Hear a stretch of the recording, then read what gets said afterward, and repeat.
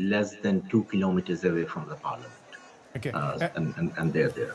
And you're talking about Parliament also being taken over by protesters.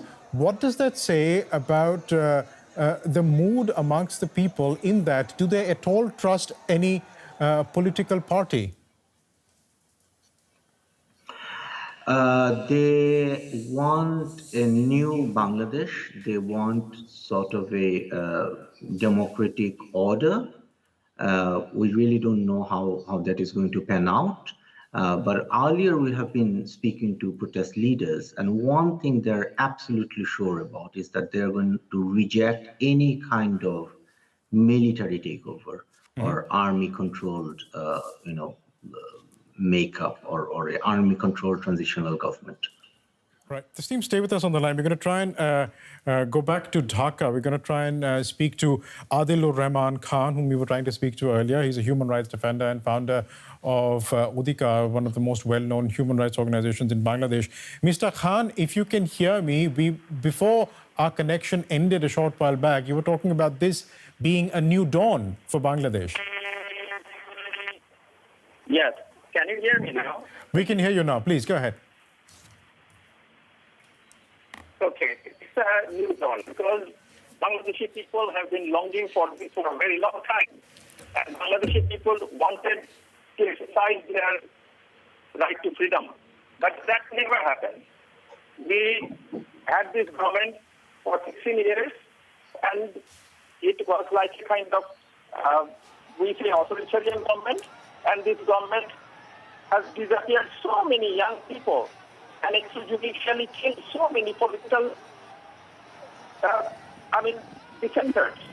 So this government became a kind of, in our eyes, a fascist government. So that's why people are happy now. It's a new dawn for Bangladeshi people. It's a new start for the Bangladeshi people because Bangladeshi people are always for liberation. They always want to be free, and this freedom has finally come to us. And that people are enjoying in the streets of Dhaka. You were talking about this government having disappeared students and therefore this revolt, in a sense, against the government of Sheikh Hasina. This is not the first time this has happened, has it, sir, in the past 15 years? The Sheikh Hasina government has been accused of disappearing political opponents in the past as well. Why no mass protest in the past that effectively unseated a government, and why has it happened now?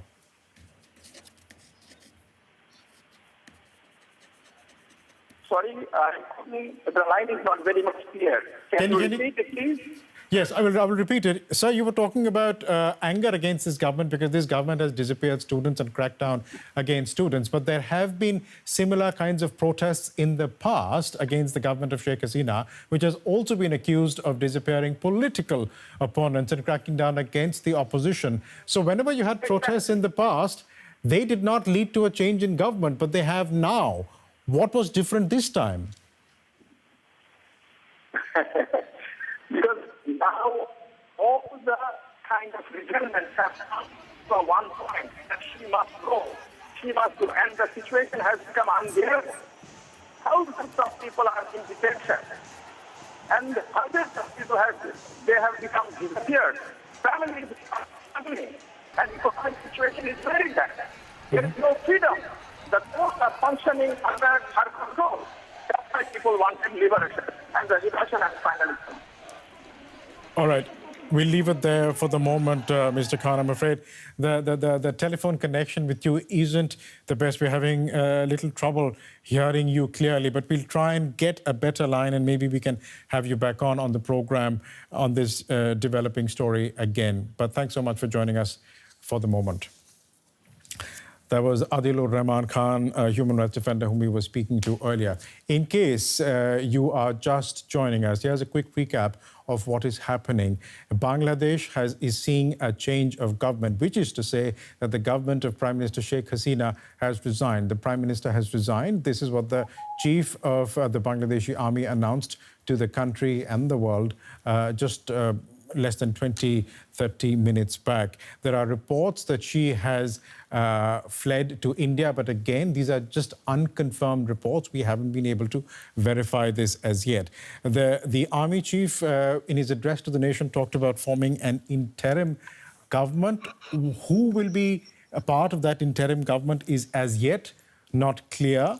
And the army has also promised not to shoot at people on the streets of Bangladesh. We're joined in the studio by Binish Javed and Tasneem Khalil, who is the editor-in-chief of Netra News, based in Malmo. Tasneem, stay with us on the line because I do want to go to Binish. Binish, over the past few weeks, you have been talking and interacting with a number of students who were part of these protests. What were their hopes and dreams? What did they want? What were they telling you? Biresh, for me, these pictures that we see of protesters achieving one of their goals that had actually made, like, I can say that one of their main goals, today they have achieved that. And they have achieved that goal completely on their own, I would say. The protesters, it's a country, Biresh, of where 45 million people in Bangladesh are young people. They are youth of the country. And this time, the agitation and the anger came from the young people. And the way they mobilized, despite all the hurdles, internet shutdown, despite a very, very severe crackdown, the way they expressed solidarity with each other, the way they became connected with each other.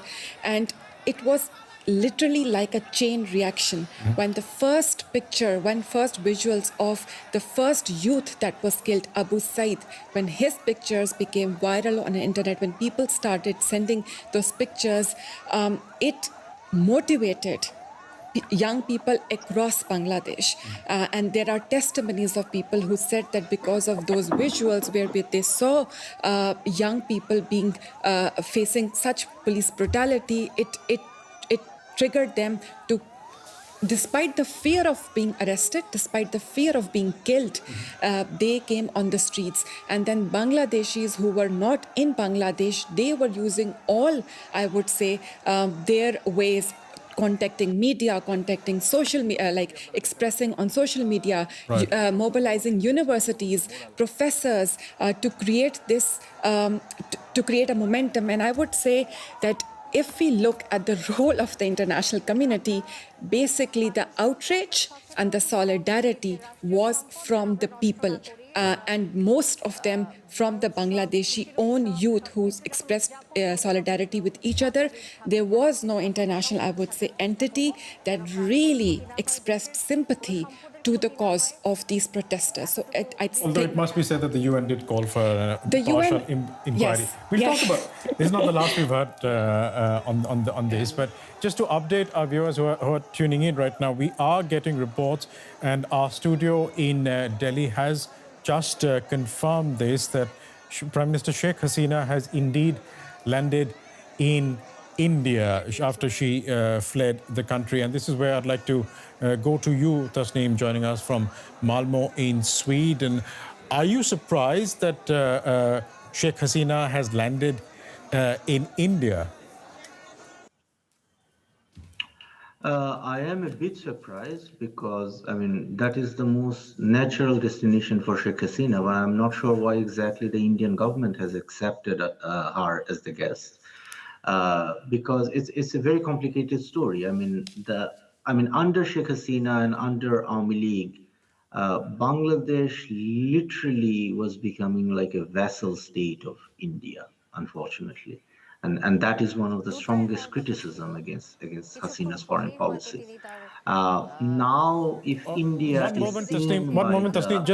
Just to give our viewers context, we are seeing images of a helicopter that is believed to have carried Sheikh Hasina to potentially West Bengal in India. But again, this is all unconfirmed. These are just visuals that we've got, just so that our viewers are aware of what they are looking at. Unconfirmed reports that this might have been the helicopter that was carrying Sheikh Hasina. Tasneem, please go on. You were trying to explain the role of India here.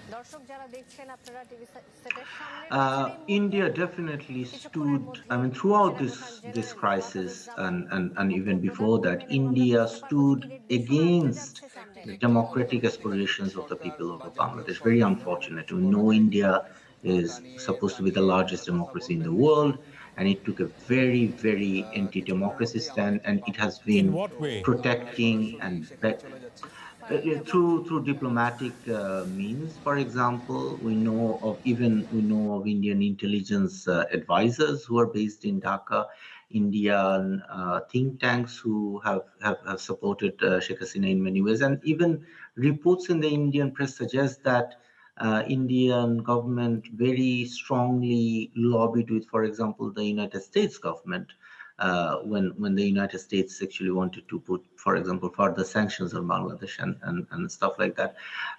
We know even this is actually an issue even in India. I remember Indian opposition leader Rahul Gandhi raising the question at the Indian Parliament, talking about how one Indian businessman, Gautam Adani, is being very lucrative deals in Bangladesh because of his very close ties with the Indian ruling party, the BJP. So, I mean, this is a very complicated story. So, for Sheikh Hasina, India probably is the natural first choice if she wants to have a safe place to be. Where did India's and Bangladesh's interests align? A Bangladesh under Sheikh Hasina? I mean, there were lots of, as I said, I mean, it really did not align. Bangladesh's national interest was again and again violated or ignored by Sheikh Hasina's government, just so that she was trying to please the Indian government. And there were like lots of deals and lots of transit facilities given to India. And people were never consulted. As we know, I mean, Bangladesh, I mean, quite literally was an authoritarian police state up until now. So the people of Bangladesh were not consulted. And I mean, this is a huge setback for the Indian government. I mean, this is pretty much similar to what has happened elsewhere in South Asia. There is this growing resentment against the current Indian disposition towards its neighbors. All right, let's expand on that with Binish. But just in case our viewers are just joining us, what they're looking at are visuals from the Prime Minister's residence in Dhaka, which has been stormed by protesters, not just student protesters. And this happened just moments, or rather a few hours after reports emerged that Sheikh Hasina, the Prime Minister of Bangladesh, one must say the erstwhile Prime Minister of Bangladesh, fled her residence and escaped to a quote-unquote safe place. And now we're getting confirmation from the DW studios in Delhi that Sheikh Hasina has landed in Delhi. And this is where the role of India comes into the picture. And Binish, you had been talking to lots of students over the course of the past few weeks. How do they view India's role here? Do they think that it is only because of India's support Sheikh Hasina was able to hold out so long? What is their view of India here? I mean, if we talk about economic success of Bangladesh, I think India did play an important role. Sheikh Hasina benefits hugely from trade and India benefits hugely from Sheikh Hasina also in terms of its strategic location. If we look at Bay of Bengal, if we look at security of India, the government of Sheikh Hasina has delivered. Especially the neighboring states of India have become much more secure, according to Indian officials, under the rule of Sheikh Hasina. And in their experience, when BNP was in power, the neighboring states of India had problem of Islamic militancy, of extremism, and of terrorism, and they had even accused the opposition party at that time, Bangladesh Nationalist Party, of being of being facilitators or of being somehow being polite, of being quiet of what was happening. And this is also one of the reasons why many in India see favorably, say Awami League favorably. But I would also say that recently we see that the anger of Sheikh Hasina, in turn, the public and the students had also turned anti-India because they could clearly see that, and of course, India is a regional power. If the most powerful person in the region is supporting you, then you also become very powerful. And therefore, we see that a lot of Bangladeshi students were were actually tweeting. There was once a campaign against social media campaign against India. So therefore, that sentiment is definitely there. But I would also say that even other regional countries, like powers like Russia, China, they also were working very closely with the government of Sheikh Hasina. There were some tensions between China and Bangladesh because China, of course, is not happy if Bangladesh gets very close to Sheikh Hasina. But and that's why, as Tasneem mentioned, that India also is a very important ally of the US in that region, and therefore we also didn't see a lot of criticism, at least in this scenario, from the US. There's more to discuss when it comes to the international reactions, and it's not just about India. But before we get to that, we just like to remind our viewers that in the morning itself, we reached out to a student in the capital, Dhaka. Remember, today was the so-called March on Dhaka, where lots of students literally marched on Dhaka, and some of them joined by protesters from other walks of life. We managed to speak to Prapti Taposhi, who's a student in Dhaka, and I spoke to her at a time that reports had emerged that the government had clamped down on the broadband internet. This is what Prapti said at that time. Yesterday, as we were on the streets yesterday protesting, that the local goons of Bangladesh Awami League, the ruling party of Bangladesh right now, their student wing, Bangladesh Students League, their youth wing, Bangladesh Youth League, the people of them were carrying guns in street daylight. They were carrying guns, and they were shooting people. There are numerous photos, numerous videos of people carrying guns who were the people of ruling party of Bangladesh Awami League. And still the government has not acknowledged anything about it. They are only lying and talking about that this is the incidence of, this is the occurrence happened by the opposition party like the BNP or Jamaat. And some of the government members has even said that there has been a terrorist attack.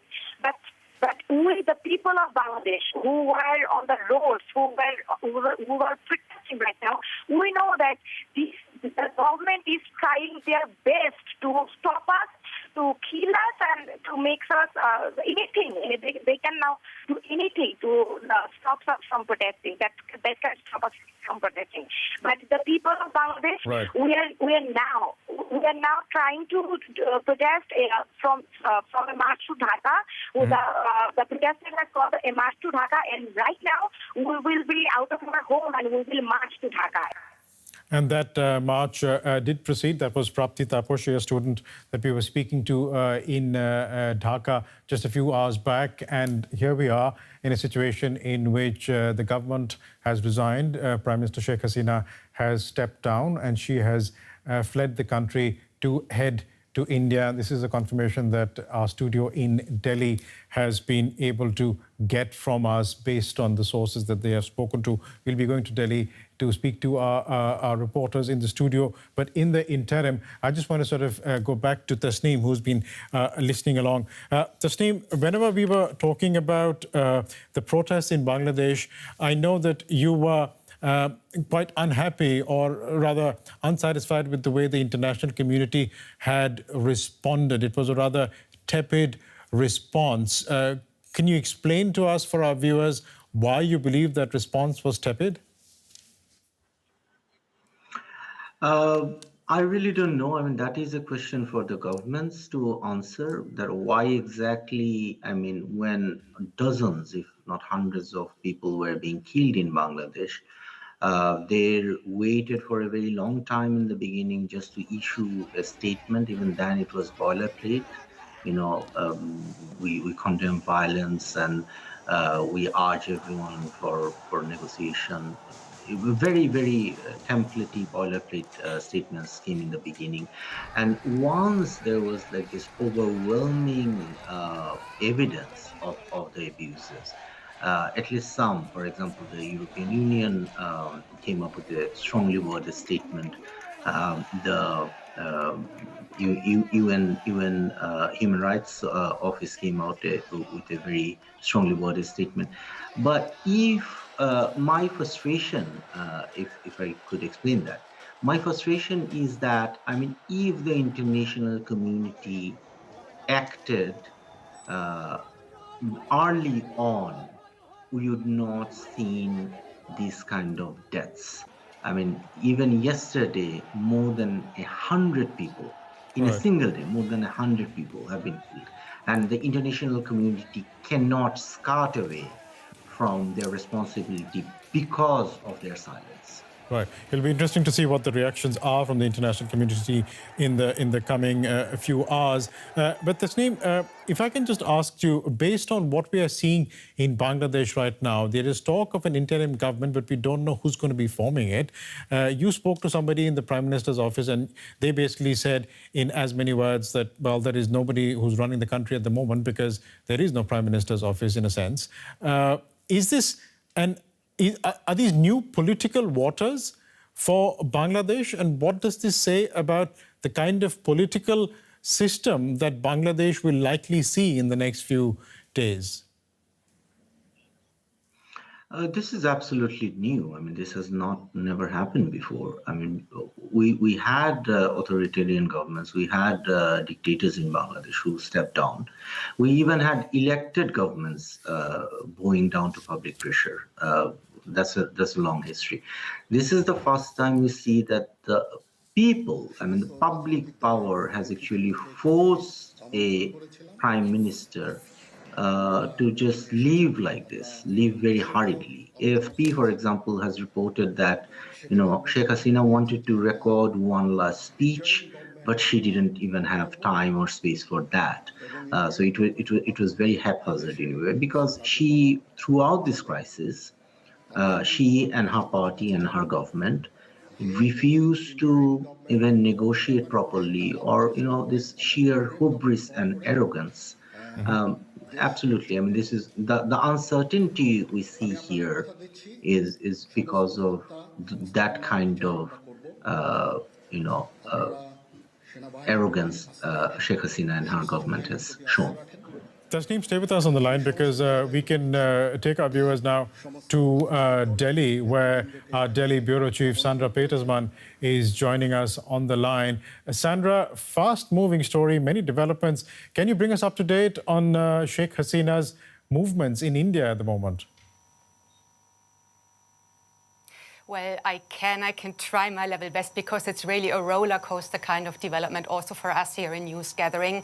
From what we have heard by sources on the ground is that supposedly a chopper from the Bangladeshi Air Force touched ground at a base of the border security forces of India, close to Agartala, which is the capital of the Indian state of Tripura, that is very close to the border with Bangladesh, so easy to reach by helicopter from Dhaka. And supposedly on that helicopter were Sheikh Hasina together with her sister. And now there are a lot of rumors floating around that obviously from Agartala she would then commence to Delhi.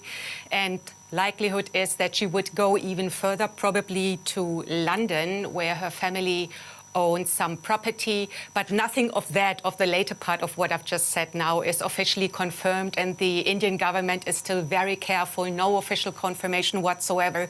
So what we hear is all from sources on the ground that we could contact and that reached out to us. You said that there has been no official response from Delhi. Is that surprising? Not so much, because the Indian government is always treading carefully in breaking news situations. I've reached out to sources via WhatsApp. I've tried to call people, but then you're kind of ghosted and you just don't get an answer. And what we could see in the last couple of weeks is that the Indian government took the stance that what happens in Bangladesh is essentially an internal affair of Bangladesh. But then we also know that what happens in Bangladesh is of great concern to India. We also know that there has been kind of a close relationship with the government of Sheikh Hasina. So for sure, India will be very interested to see what happens now in their neighboring country. Sandra, stay with us on the line, because the visuals that we're showing on our screens right now, just to provide some context to that, these unconfirmed reports coming in that this is the chopper that Sheikh Hasina boarded to make that flight to India. I must reiterate here that these are unconfirmed reports, that this is the same chopper, the Bangladesh Air Force chopper, that was potentially used to ferry Sheikh Hasina to the northeastern part of India, which shares a land border with Bangladesh. Sandra, back to you. Given that it appears from your sources, the information that you've been able to gather for our viewers, that Sheikh Hasina is in India right now, what treatment is Hasina likely to receive in the country? Obviously, like I said, the Indian government is treading very carefully. She will be hosted. Once we have confirmation, I could elaborate more on that. We also know that one of her daughters is actually residing here in Delhi, so there is a family connection as well. Her daughter is working here for the Office of the World Health Organization, so she will be treated as a guest. But more than that, I cannot confirm. I'm really waiting, like all of us do, for an official confirmation and reaction by the Indian government, who in the last couple of days has done nothing more than just advising Indian citizens to please stay indoors, to not travel to Bangladesh, and for those inside Bangladesh to literally lay low. And there were also 2 emergency numbers provided. And that is all that the Indian government, on an official note, has given to the media and to the general public so far. Sandra Petersman, a bureau chief in Delhi, thanks so much for that information. Utterly helpful to provide more context on this developing story for our viewers. Thanks so much. I'm sure we'll be speaking quite soon. Back to Binish Javed, who's with me in the studio. Binish, we were talking a short while back, and you were talking about how these protests that appear to have unseated Sheikh Hasina's government, these protests, for a moment there, it seemed they had died out and protesters had dispersed, but then we saw a revival of sorts. Yes. So when internet was loosened, when curfew was loosened, I think that, of course, played an important role. But there was a time when thousands, of course, were as a part of the crackdown on the dissent, they were sent to jails, they were arrested. The main coordinators of the student protest movement, they were also in police custody, and the government at that time said it's because of their own safety. And it almost felt that the protests, they have lost their momentum and they have been completely dispersed. And as those coordinators who actually have accused that they were tortured in the custody, who faced a lot of harsh treatment from the state, when they came out, there was people were expecting that maybe they are scared now and they will stay at their home and they will not join the protests. But a combination of different things, the losing of curfew, the internet coming back, and then these protesters, despite the real fear of being arrested again, they joined the protesters, mobilized the protesters. And in the revival of the protests, I would say just day before yesterday was the day where we saw people from all walks of life. We saw teachers, we saw civil society members, we saw rickshaw pullers chanting with the student protesters. And that actually, I would say, was a rebirth of this student protest movement. And from that, the next day, it was very, very brutal. We have to mention that when a day before yesterday, the student protesters earlier had 9 demands. And all of that then consolidated into one demand. They publicly said that Sheikh Hasina has to resign. And they asked all Bangladeshis to come to march to Dhaka. And instead of negotiation, reconciliation, the government announced its its supporters to take to the streets. And therefore, yesterday we saw a very, very violent day. There were so many people killed, so many people injured. And deadliest day the since these protests deadliest day. began. And what we saw on the street was not, okay, in some parts there were police used force, but largely the police and the military was not firing at the protesters. It was the pro-government groups that were there were clashes. They were clashing with the protesters that led to such kind of violence. Can you stay with us, because I'd like to go to Tasneem now. Tasneem, I don't know, I'm just looking at the visuals that are coming out of Bangladesh. It just seems historic in more ways than one. Would it be a stretch for me to say that these visuals are in some ways reminiscent of 1971, when Bangladesh won its independence? Is it a historic moment like that for Bangladesh this time round? Biresh, that is exactly what many of the Bangladeshis themselves are saying. That they're saying that this is the second Independence Day for Bangladesh. Bangladesh has gained its independence from an authoritarian police regime. We have to remember in 1971, Bangladesh gained independence from a dictatorship, a military government in Pakistan that waged a war against its own people in East Pakistan. So yeah, the similarities are very, very clear. But this time, I would say it was not necessarily, violence from the people, from the side of the people. I mean, the protests have largely been very peaceful. Except a few cases, yeah. You know, people are calling this the second Independence Day for Bangladesh, and the visuals that we are seeing on the screen right now are very significant in that regard, because we see a man mounted on the statue of the founder of Bangladesh, a man who played the pivotal role in the independence movement, the liberation movement again for Bangladesh in 1971, Sheikh Mujibur Rahman. That's the statue that people are seeing on their screens now. And Tasneem, I just have to bring it up. I mean, you're calling this, Bangladeshis are calling this a second independence movement, but a second Independence Day in which Sheikh Mujibur Rahman and his legacy as the founder of Bangladesh lies in tatters. Is that correct? Yes, absolutely. And we also have to remember, I mean, obviously Sheikh Mujib was one of the founding fathers of Bangladesh.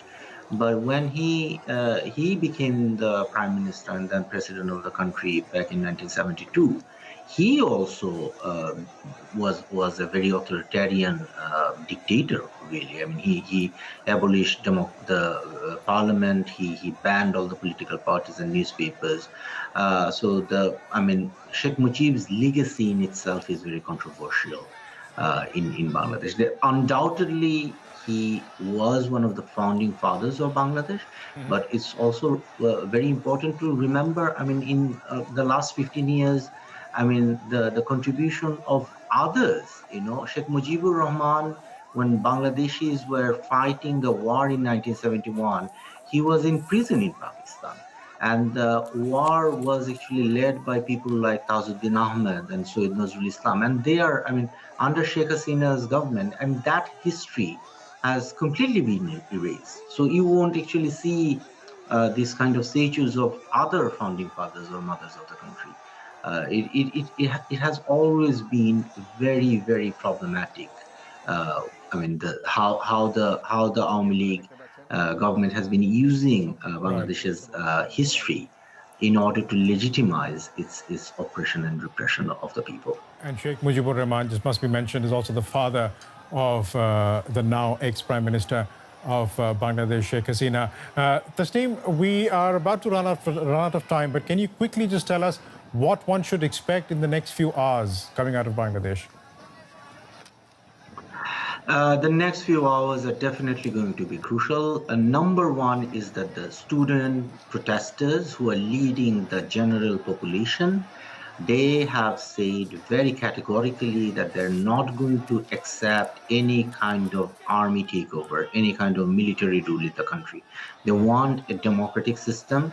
They want a transitional arrangement led by people acceptable to the people, individuals acceptable to the people of Bangladesh. So that is point number one. Point number two is that we still don't know what kind of, transitional government we are going to have. The army chief has said that he is going to talk to the president and then let the people know what exactly the makeup is going to be, what exactly the composition will be. So the next few hours is very crucial. We are waiting for, for more details about the transitional or the interim government that is coming in to fill the vacuum left by Sheikh Hasina, who's apparently in India right now. Tasneem, we leave it there for the moment, but thanks so much for joining us. But don't go away because we are sure to speak again soon here on DW. But thanks so much for your time. And Binish, thanks so much for being in the studio. I'm sure this is not the last time you'll be here in the studio talking about the developments we're seeing in Bangladesh. And before we go, a quick reminder now of the breaking news that we have been following for you at this hour. Bangladesh's army chief has said the country's prime minister has resigned and fled the country. General Waqar-uz-Zaman said that he would now form an interim government to bring peace to the South Asian nation. Meanwhile, sources have told DW that Sheikh Hasina has arrived in India. It follows reports that Delhi had offered her a safe passage. Meanwhile, protesters have stormed the Prime Minister's official residence in the capital Dhaka. And as you can see, people were celebrating and cheering in pictures broadcast on Bangladeshi television. It follows weeks of deadly unrest in which hundreds have been killed. You're up to date. We will stay on this breaking news story and bring you all the developments as and when we have them. I'm Biresh Banerjee in Berlin. Thanks for watching. Goodbye.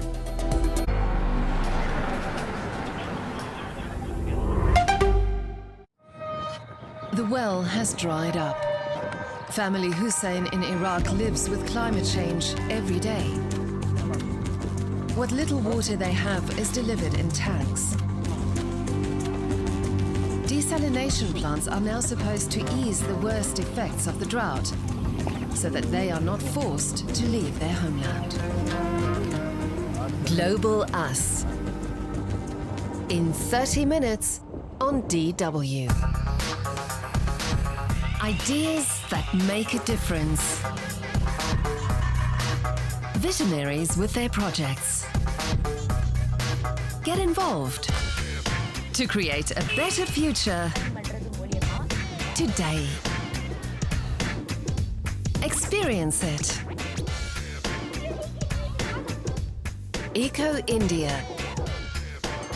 In 90 minutes on DW.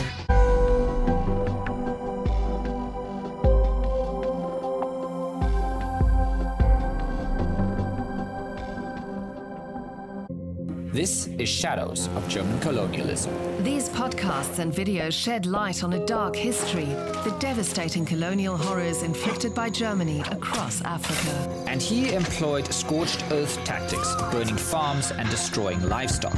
What is the legacy of this widespread racist oppression today? History cannot be forgotten. We need to talk about it. Hear the stories, Shadows of German Colonialism. SAF is the most important tool that we have. So SAF can be used across different geographies. The real challenge with SAF continues to be an incredibly scarce source. Wait, what the heck are SAFs? Transforming business delivers answers in a nutshell. Figure out what's the real New Deal and what's just greenwashing.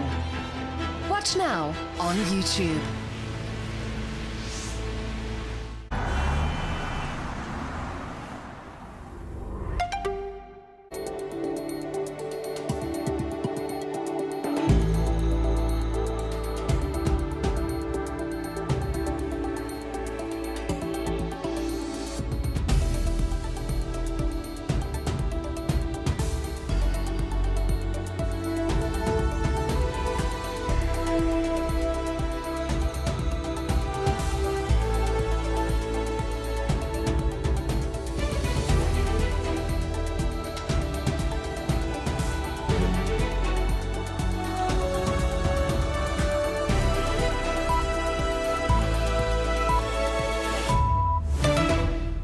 This is DW News, live from Berlin. Chaos in the Bangladeshi capital as the Prime Minister resigns and flees to India. Protesters storm Sheikh Hasina's official residence in Dhaka as thousands take to the streets, pulling down a statue of her father. The head of the army says he will form a new interim government. We'll, of course, bring you the latest on this breaking story. Also coming up on the programme, diplomatic meetings ramp up across the Middle East in an effort to de-escalate rising regional tensions. Jordan's foreign minister makes a rare visit to Iran as the G7 group of countries urges restraint.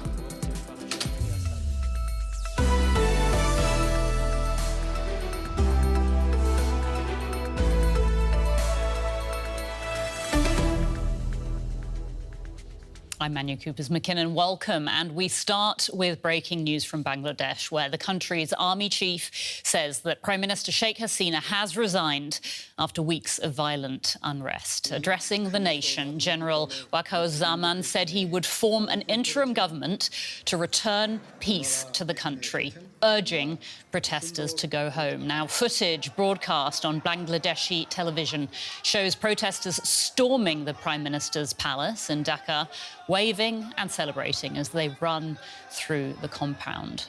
Out on the streets of the capital, demonstrators have been seen pulling down a statue of the country's independence leader, the Prime Minister's father, Sheikh Mujibur Rahman. Now, sources have told DW that the former Prime Minister, Sheikh Hasina, has now landed in India after fleeing the chaos in Dhaka. These dramatic events follow the deadliest day of violence since the current wave of unrest began last month. And for more on this fast-moving story, I am joined now by Takbir Huda, a regional researcher for South Asia at Amnesty International in London, and by DW's Binish Javed, who's been covering this story from here in Berlin. Takbir, this is the end of Sheikh Hasina's government. How would you characterise this day for Bangladeshis? In a word, it's monumental. We have witnessed nothing comparable in at least recent living memory.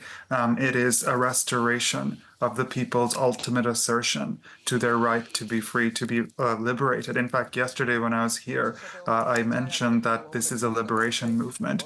You see, Bangladesh has fought for liberation 4 times now. First from British colonial rule, then Pakistani colonial rule, and then it's now this time as well. So it's it is a liberation movement, and people are ecstatic. A monumental day. Binish, can you remind us, because of course these protests began peacefully, didn't they, among students? Anya, the protests began peacefully, and the protests started because the students were angry at the government of Sheikh Hasina. There was a high court ruling that reinstated government job quotas. The students were basically angry because they believed that these job quotas prevented them a fair way of applying for these jobs. So these quotas restricted or reserved 56% of the government jobs, and largely the students saw as discriminatory because they believed it was the government of Sheikh Hasina that was taking political advantage of these government job quotas, because 30% of the job quotas were for families and relatives of war veterans that had fought the War of Independence of Bangladesh against Pakistan. And Awami League, the ruling party of Sheikh Hasina, played a critical role, and therefore it was seen largely that this quota basically favors the government of Sheikh Hasina. They started protesting peacefully. Largely the protests were peaceful, and as is the patron of Sheikh Hasina's government, during her 15-year tenure, whenever there have been protests by opposition, by young people, by even environmentalists, there is a pattern that they are quelled and force is used. And this time it was the same strategy, that the protests were quelled through a crackdown, but the students students retaliated. They were very angry, and especially because the Prime Minister at that time, Sheikh Hasina, called them collaborators of Pakistan. And this is what they absolutely could not tolerate. And the anger triggered to such an extent where we saw more than 200 people, mostly young people and students were killed.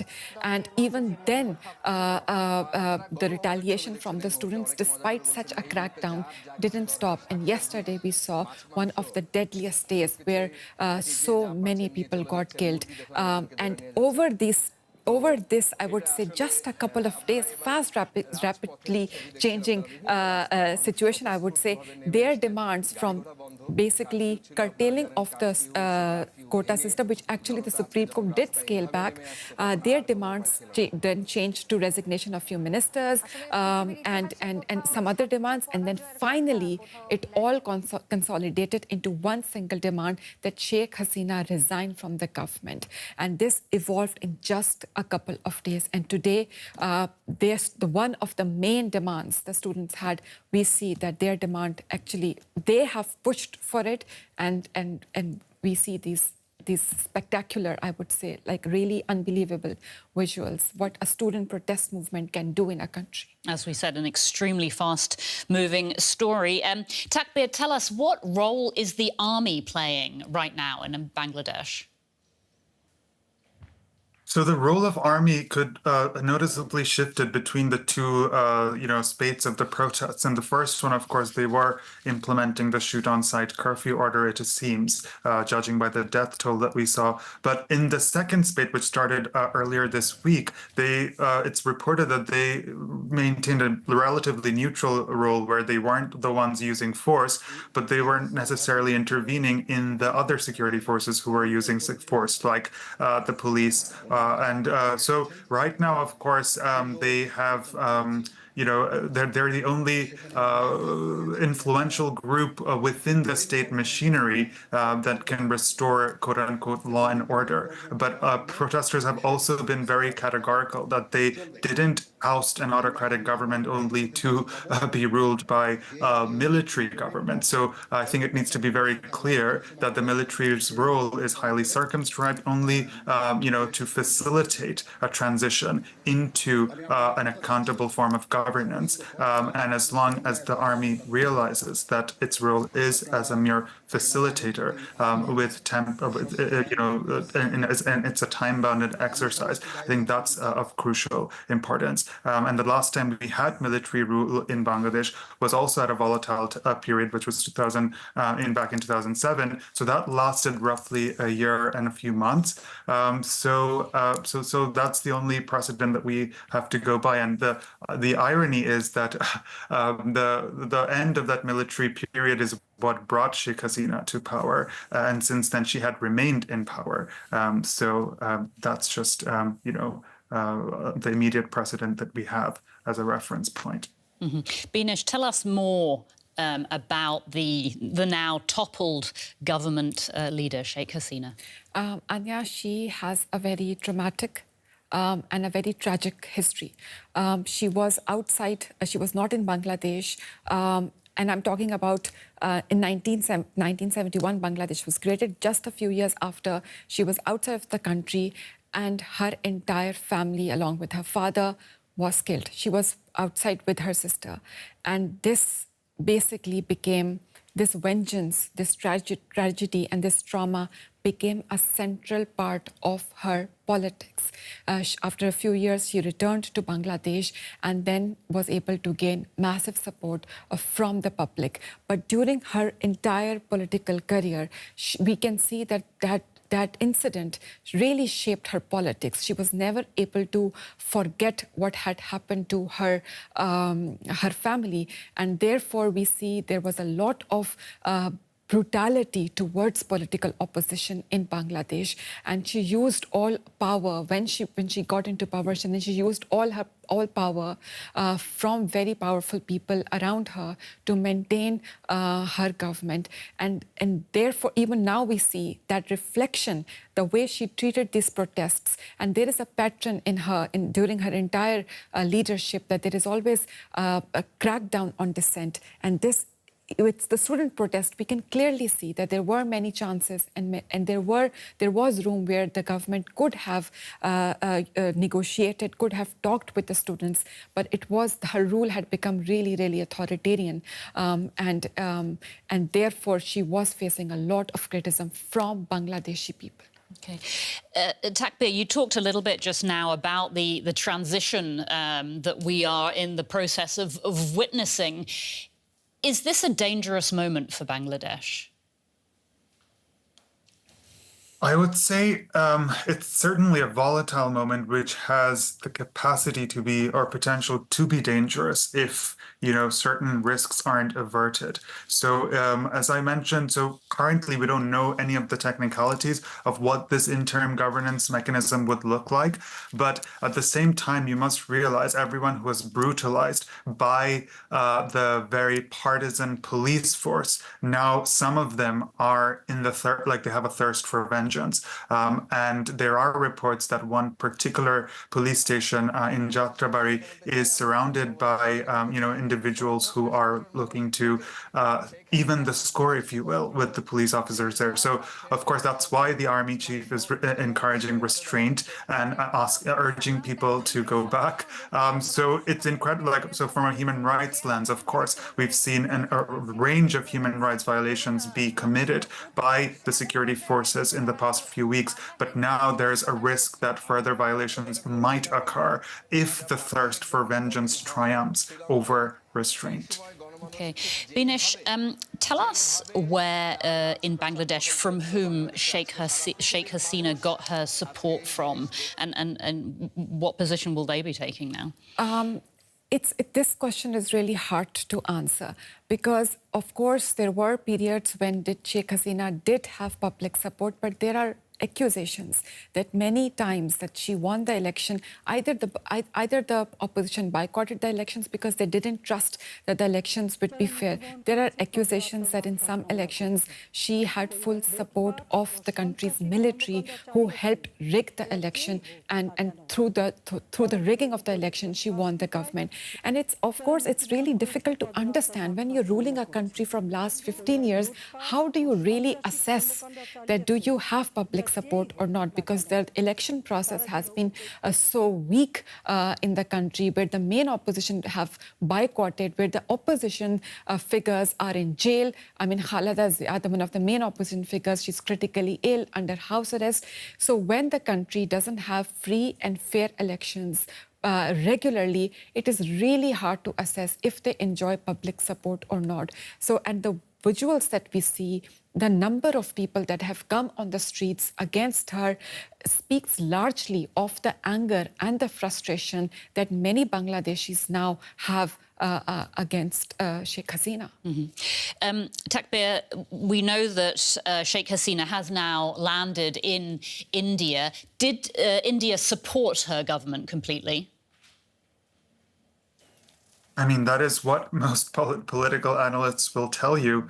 So that, I think everyone could guess that that would be her natural destination. But what's really important now is that India cooperate with the international community in whatever, hopefully we are, of course, trying to build momentum for an international investigation mechanism. And we're urging the international community to do all it can to build accountability for the severe human rights violations that occurred in the past 3 weeks.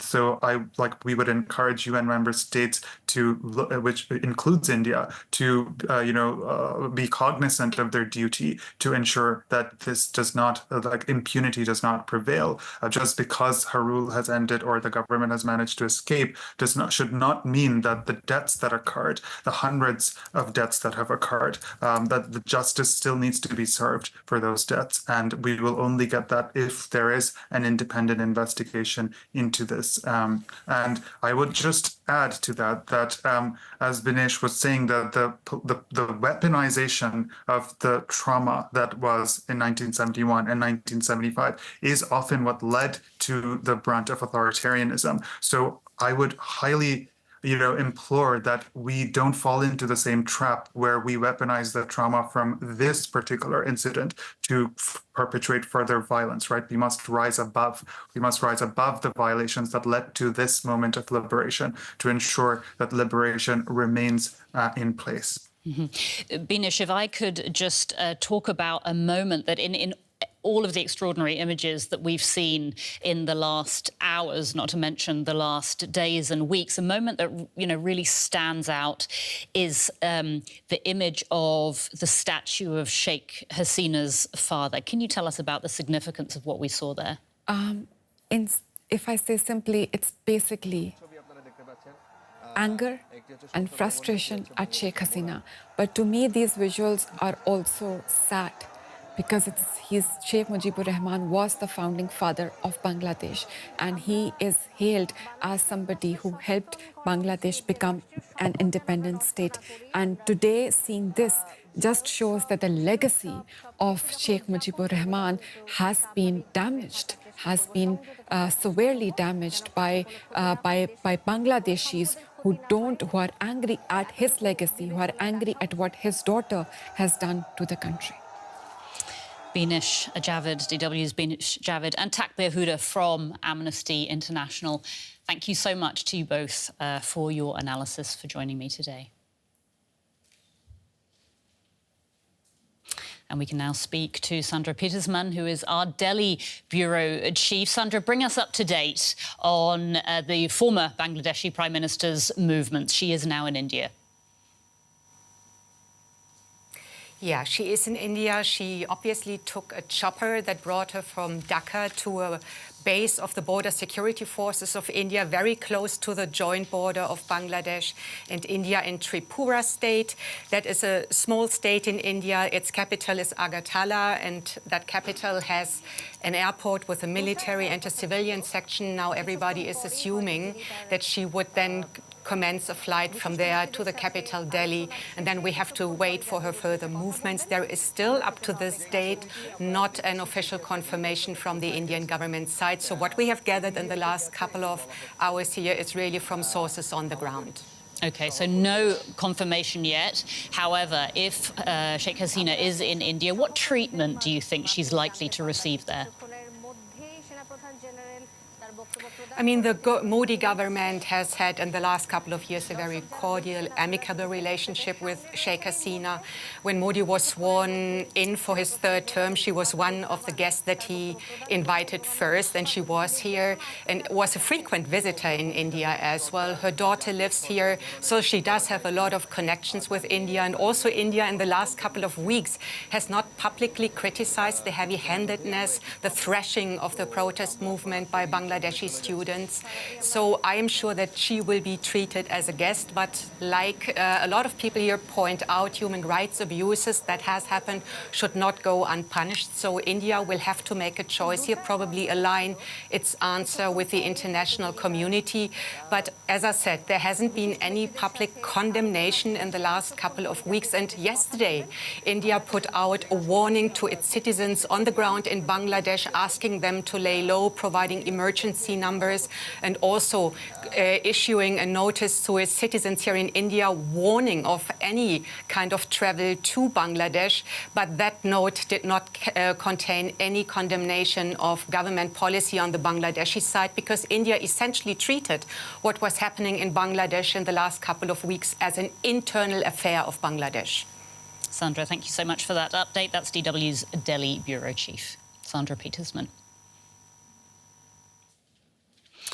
Now, diplomatic meetings are underway across the Middle East in an effort to de-escalate rising regional tensions. Jordan's foreign minister has made a rare visit to Iran, where talks have also taken place with representatives from Egypt, Oman and Qatar. The US and its allies are urging all parties to prevent a wider escalation of the conflict following the assassination of the Hamas leader Ismail Haniyeh in Tehran. Now, Iran has vowed to punish Israel for that killing, but its foreign ministry says it is not looking to escalate tensions. Now, that's according according to the Reuters news agency. And we are getting reports now that Hezbollah, the Iran-backed militia in Lebanon, says that it has launched a drone attack on northern Israel.